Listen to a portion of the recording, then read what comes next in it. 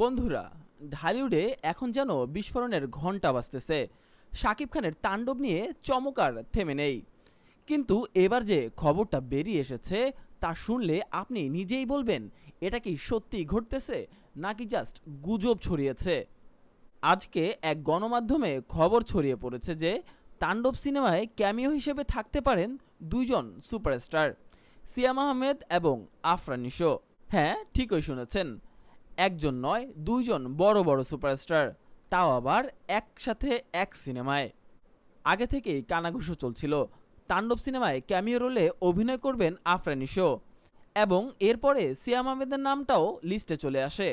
কিন্তু এখন তো জানা যাচ্ছে দুইজনই এই সিনেমায় ক্যামিও রোলে অভিনয় করতে যাচ্ছেন।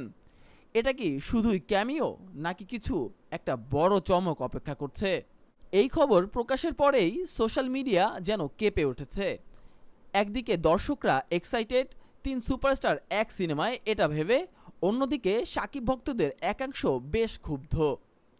বিশেষ করে নিশোর উপস্থিতি নিয়ে তো শুরু হয়ে গেছে একেবারে আগুন ঝরা বিতর্ক। সাকিবিয়ানদের একদল বলছে নিশো ভাইকে আগে ক্ষমা চাইতে হবে, কারণ আগেও একবার শাকিব খানকে নিয়ে মন্তব্য করে বেশ বিতর্কে জড়িয়েছিলেন আফরান নিশো।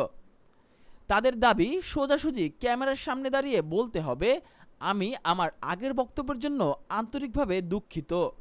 শাকিব ভাই আমাদের ইন্ডাস্ট্রির অনেক বড় একজন গর্ব, আমি তাকে মেগাস্টার শাকিব ভাই হিসেবে সম্মান করি। ওদিকে আবার অনেকে বলছে, ভাই আর কত কাদা ছোড়াছড়ি করবেন, ইন্ডাস্ট্রি কি শত্রুর মতো চলবে? একসাথে কাজ করলে আমাদের সবারই লাভ হবে। ঠিকই তো, সিনেমা মানেই তো দলবদ্ধ যুদ্ধ, একা কেউ হিরো হতে পারে না, টিম ওয়ার্কই জয় এনে দেয়। তাহলে প্রশ্ন হলো, তাণ্ডব কি এবার সত্যিকারের তাণ্ডব বয়ে আনবে ঢালিউডে, নাকি সবই গুঞ্জন? গরম চা আর ফেসবুক পোস্টে সীমাবদ্ধ থাকবে এইসব গুঞ্জনগুলো? আপনার মতে যদি সত্যি সত্যি সিয়াম আহমেদ আর নিশো থাকেন তাণ্ডবে, তাহলে ব্যাপারটা কেমন হবে একটু ভেবে জানাবেন কিন্তু। আর হ্যাঁ, এমন আরও আপডেট পেতে আমাদের সিনেমাইটস চ্যানেলটা অবশ্যই সাবস্ক্রাইব করে দিবেন।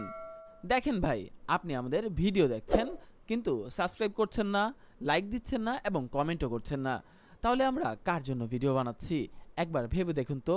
আমরা তো আপনাদেরকেই বিনোদন দেওয়ার জন্য ভিডিওগুলো বানিয়ে থাকি। সো আর দেরি না করে আমাদেরকে কমেন্ট করে আমাদের ভুলগুলো শুধরে দেওয়ার চেষ্টা করুন, এবং আমাদেরকে অবশ্যই আপনাদের পাশে থাকার সুযোগ করে দিন। একটু ছোট করে সাবস্ক্রাইব করে দিন এবং পাশে থাকা বেল আইকনটিতে বড় করে একটা চাপ দিয়ে দিন। ধন্যবাদ সবাইকে। আশা করি আপনারা সবাই অনেক ভালো থাকবেন।